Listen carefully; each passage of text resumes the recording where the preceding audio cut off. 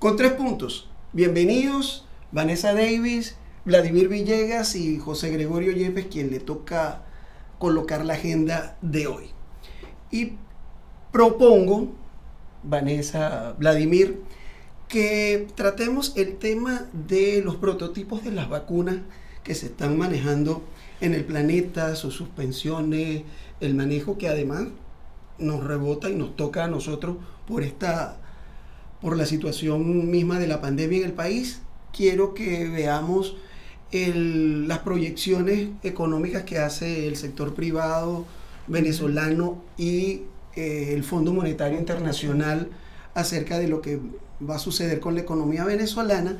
Y hoy, como tercer punto, vamos a darle la bienvenida a las sugerencias de nuestra audiencia, que nos ha escrito y nos propone que veamos el tema de la violencia de género que se está presentando, digamos, en el país a propósito de ciertos eventos que se han dado. Así que comenzamos. Empezamos con los prototipos de vacuna, con los ensayos. Sí, a propósito de tu nuevo programa que tenemos acá también en nuestra plataforma, que se llama Punto a Favor. Ayer tocamos ese tema. Así es.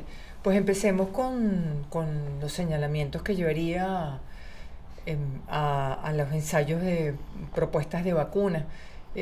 Comentarios que por lo visto generaron mucha roncha en algún sector. Pues yo respeto todas las opiniones, realmente creo en la libertad de expresión y en la democracia. Pues bienvenidas todas.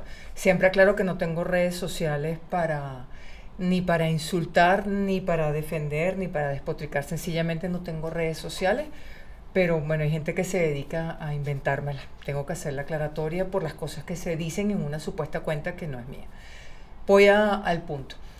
Generó roncha ese comentario en otro escenario, en otro medio de comunicación, en Unión Radio, porque dije que sea rusa, sea china, sea británica, por mis raíces, porque siempre me las van a echar en cara, sea de donde sea, una propuesta de vacuna, un ensayo clínico, necesita cumplir con unos requisitos. Yo no estoy diciendo que porque sea un producto, una propuesta, un prototipo ruso o chino es malo, y porque viene de Estados Unidos o es británico o es francés es bueno. Lo que digo es que todos deben ser evaluados con el mismo tamiz. Y reitero mi punto, reitero mi planteamiento.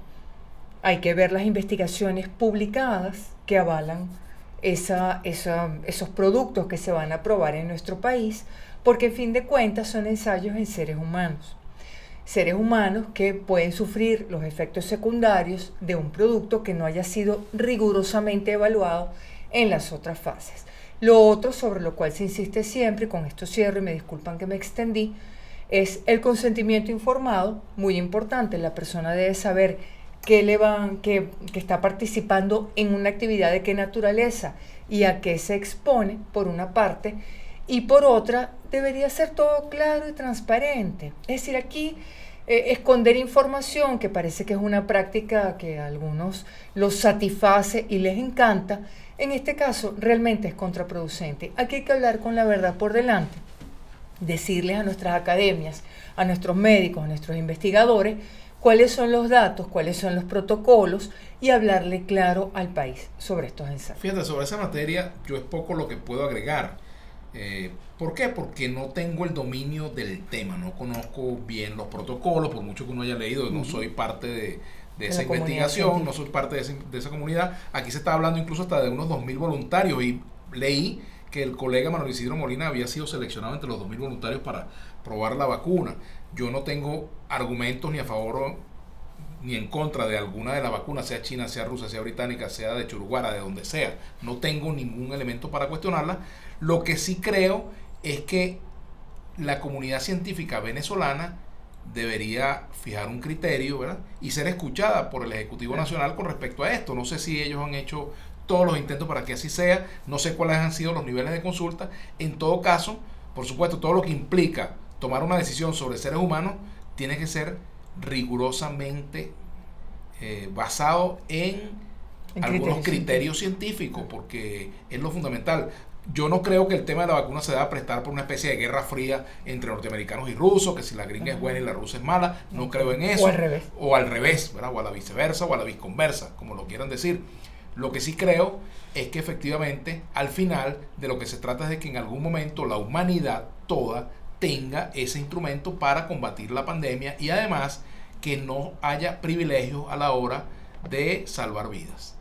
Sí, fíjate, Vladimir, Vanessa, una de mis preocupaciones es acerca del tema del acceso a la vacuna, a los prototipos, a lo que termine siendo. El Papa Francisco ha dicho que todas esas investigaciones deberían estar apuntando a que esa vacuna tenga que ser un bien común para la humanidad. Y ese es precisamente una de las cosas donde creo que debe hacerse el acento, el poner la tilde en ese tema.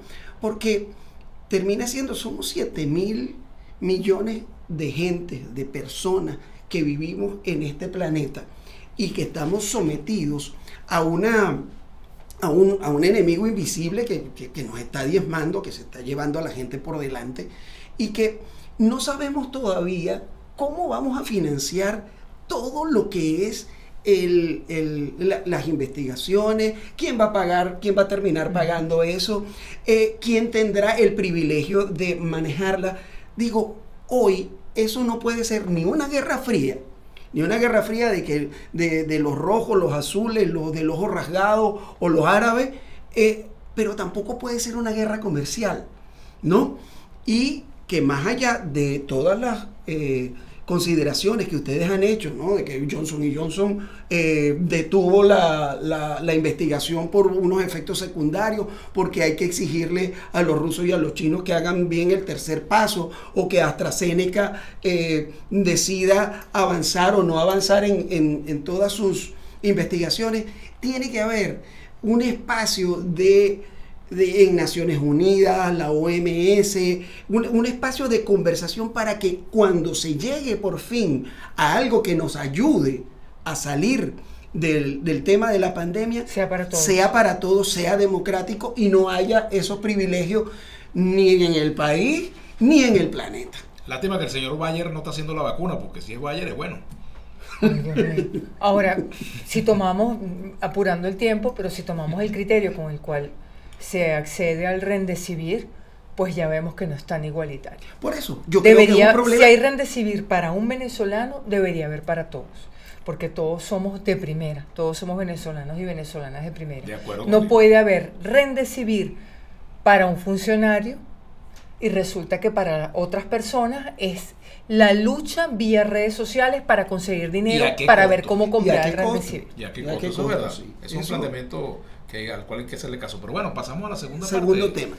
La economía, tú sabes, tu especialidad. Tu pata con los pies planos. Mi pata coja, tú sabes, de lo que siempre coge. Con los pies planos. Fíjate, el Fondo Monetario Internacional habla de que la economía mundial va a decrecer menos, ¿no? Y habla de que Venezuela, junto con Perú, van a ser las economías latinoamericanas más golpeadas. Nosotros vamos a decrecer. Vamos a tener una contracción del 25% del Producto Interno Bruto, lo cual es terrible. Pero cuando vemos... Es la contracción de un parto económico. Sí. Terrible. Es terrible. Pero además, nuestro sector privado todavía ve cifras más complicadas. Hablan... Consecomercio habló hoy de 32%. De 32%, por encima del 30% es terrible. Es aún más complicado. Y entonces... vemos también una inflación de 2.800%, por lo menos, que golpea. No salimos del escenario de hiperinflación. En medio de una pandemia. En medio de una pandemia. Entonces, estamos viendo cómo la economía venezolana se está achicando, se vuelve cada vez más, de ser la cuarta economía del continente. Entonces ya no sabemos en qué puesto estamos. Pero además, Vladimir, en ese escenario tenemos una ley antibloqueo. Claro, tenemos una ley antibloqueo que no sabemos ciertamente cuáles son los peligros que siguen advirtiéndose sobre el tema de nuestras empresas, del manejo de la economía, sin transparencia y sin el necesario control que debe existir en todo y uno este se momento. pregunta sobre ese punto de la ley antibloqueo, que tiene que ver con todo lo que tú has dicho, en qué medida realmente habrá un incremento de la inversión extranjera en Venezuela por esta ley antibloqueo, a menos que sea inversión de aquellos países aliados que van a sacar tajada o pueden sacar tajada, claro, de la entrega de empresas, de la entrega de concesiones y sobre todo en un marco de secretismo, que es lo más grave para el país, porque se somete la soberanía al peligro pues de una administración discrecional no muy, digamos, conectada a la defensa precisamente de esos principios de soberanía nacional que tanto proclama el chavismo. Entonces, evidentemente, pues que es una ley que genera mucha incertidumbre, primero por la falta de transparencia, segundo por los asuntos relacionados a la soberanía y tercero porque realmente en qué medida algunos países o algunas compañías internacionales van a querer invertir en Venezuela o meter más dinero en Venezuela en medio de una incertidumbre política y en medio de un panorama de sanciones, de no resolución del conflicto político, me pregunto. Bueno, siempre salen las sanciones. Las sanciones es lo que yo colocaría en el último lugar. ¿Y por qué? ¿Por qué lo digo? Lo dijo hoy Felipe Capozzolo, presidente de Consecomercio, en la rueda de prensa sobre la cual hicimos la cobertura. 80% es el cálculo de la caída de la economía durante la gestión del mandatario Nicolás Maduro. 80%. Usted que cubre la fuente económica ve lo que eso significa. Y eso no ha estado asociado con las sanciones o con lo que el Ejecutivo llama el bloqueo. Ha estado asociado con una pésima gestión económica, con una gestión económica que en definitiva no se sabe a quién benefició, pero es evidente que hay beneficiarios de esa gestión económica. Sin embargo, Vanessa, yo te diría, fíjate, que si el tema de las sanciones pesa, ¿en qué sentido? Que eso ahuyenta la inversión, porque dice, bueno, yo no voy a meter mi dinero, mi inversión. La incertidumbre ahuyenta la inversión. Bueno, la incertidumbre, pero las sanciones también es inevitable, porque incluso precisamente las sanciones pero ¿cuándo empieza el problema es preexistente a las sanciones, eso no se discute. Lo he dicho 1000 veces y lo repito 10.000 veces más, pero es obvio que si hay un escenario de sanciones económicas, pues las empresas se cuidan. Mira, no hay nada más cobarde que el capital. Y las empresas pudiendo meterse en países donde hay libertades, digamos, de comercio, donde no hay seguridad jurídica, etcétera, etcétera, no van a preferir meterse en un país donde hay un escenario de complicaciones legales internas y además... No, pero con un salario de hambre magnífico, un salario de menos de $1 al mes. Bueno, eso ya es un tema de la ética de las compañías. Más competitivo, entre comillas, que eso, por favor. Lo harán, veremos si lo hacen. Fíjate, ahí hay un tema y la ley antibloqueo me lleva a esto. El tema de esa inversión extranjera. Siempre se nos vende, digamos, desde el lado más liberal de los pensadores de la economía, que dicen, mira, luego de que se resuelve el problema político, de que los gobiernos de izquierda salen, tú sabes, el capital va a llegar a borbollones y va a sacar la economía hacia adelante. Y con la ley antibloqueo pareciera que están diciendo, no, nosotros estamos abriendo todo esto para darle posibilidades al capital. Eso no necesariamente es así, claro. Si no veamos el caso de Argentina, claro. ¿No?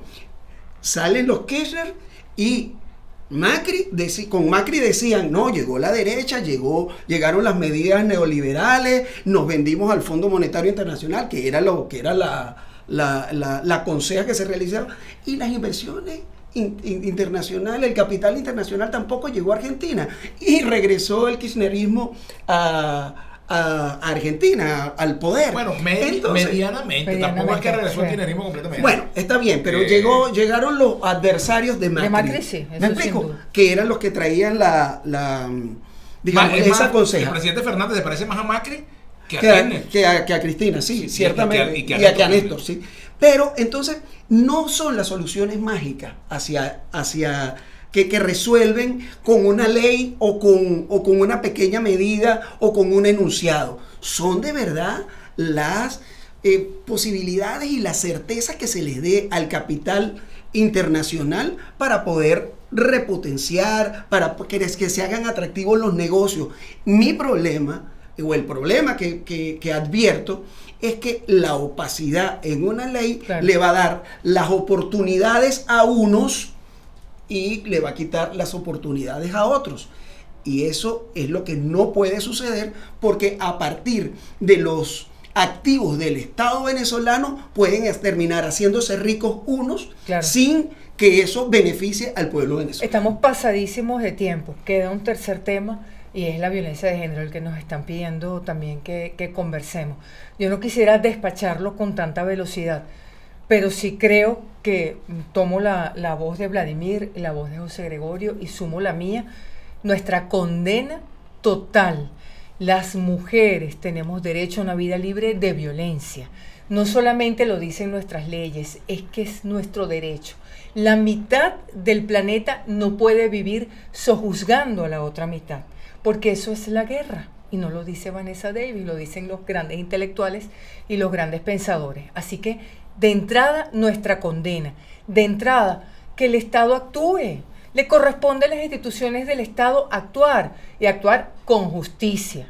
Escuchar a las mujeres, escuchar además toda la compleja dinámica en la cual vivimos, porque la violencia de género está evidentemente asociada este año en particular con el confinamiento y la cuarentena. Ha aumentado las cifras pero también está asociada con el hambre, con la miseria, con la pobreza, con la tensión en la cual viven las familias, las parejas, justamente por las situaciones tan hostiles en las cuales están. Según una estadística que se maneja a escala internacional, de acuerdo a esa estadística, 3 de 4 mujeres han sido víctimas de violencia por parte de su pareja. Claro, porque violencia es muchas cosas. Violencia puede ser la violencia psicológica, obligarte a tener relaciones sexuales en el matrimonio, eso es violencia. Un hombre que desdice de ti, que desconoce tus virtudes, que lo que hace es denigrar de ti, eso es violencia. Es violencia el golpe, pero es violencia la palabra también. Sí, fíjate, y cuando se abrió el tema de los tribunales, en el trabajo de campo que logramos hacer, vimos cómo los tribunales, las salas de violencia de género estaban abarrotadas, claro, las colas eran larguísimas, y el tema creo que viene al lugar porque ayer se hizo viral un video de un joven que trató de suicidarse en el CICPC, y era justamente porque estaba siendo acusado de violencia de género. El tipo trató de lanzarse y un bombero lo agarró por el pie y pudo no lanzarse por la cornisa. Pero en la investigación se determinó que había enterrado a su esposa o a su compañera, a su pareja, en la pared de su casa, una joven de 19 años. Entonces necesitamos que nuestras autoridades, que los tribunales se aboquen a este tema, que además se agrava con el tema de la convivencia dentro de la pandemia, y creo que es una alarma, es una alerta, claro, sobre la cual hay que estar encima. Así con 3 puntos. Sí. Sí. Bueno, lo que yo iba a decir que precisamente hay un caso muy polémico. Yo acabo de entrevistar a la esposa de Omar Vizquel. Yo no fijo posición ahí, no le doy la razón a ella, no se la doy, simplemente ella expuso su punto de vista. Pueden visitar mis redes sociales y ver la entrevista, y también le ofrecí al propio Vizquel la posibilidad de una conversación en torno al tema, porque el tema va más allá de que si alguien es famoso o no es famoso y es denunciado o no es denunciado, claro, es un problema tan grave como cualquier enfermedad, o sea, el de la violencia de género, el femicidio, en fin, es un tema que la sociedad debe abordarla sin complejos, sin solidaridades automáticas y sin acusaciones irresponsables. Con 3 puntos, el resto los coloca usted. Hasta el próximo lunes.